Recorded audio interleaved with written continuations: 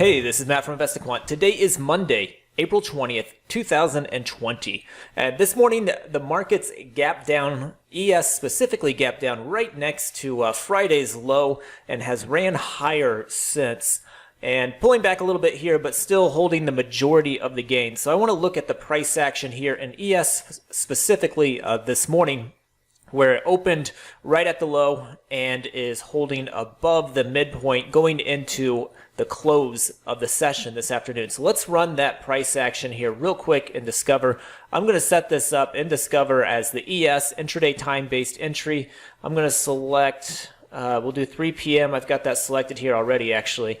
Long, the opening filter that I am using is just a simple gap down.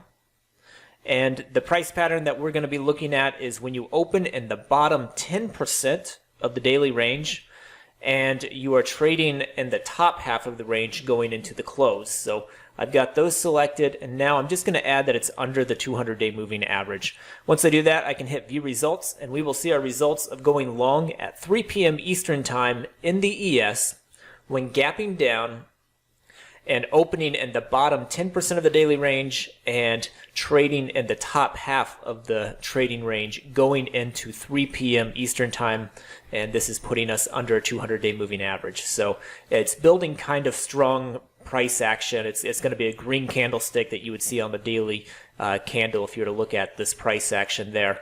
And this is what's happened historically.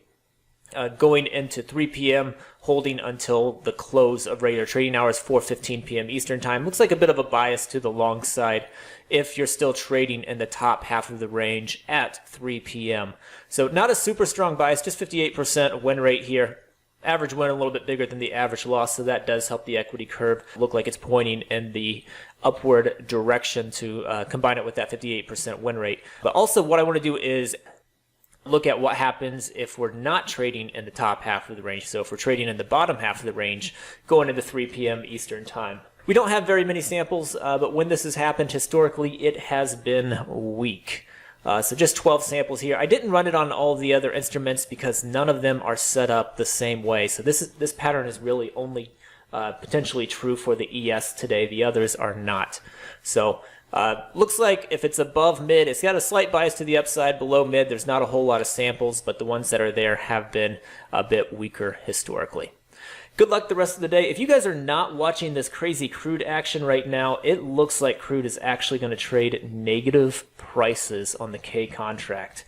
Pull that up if you're not looking at it. This is wild. See you tomorrow.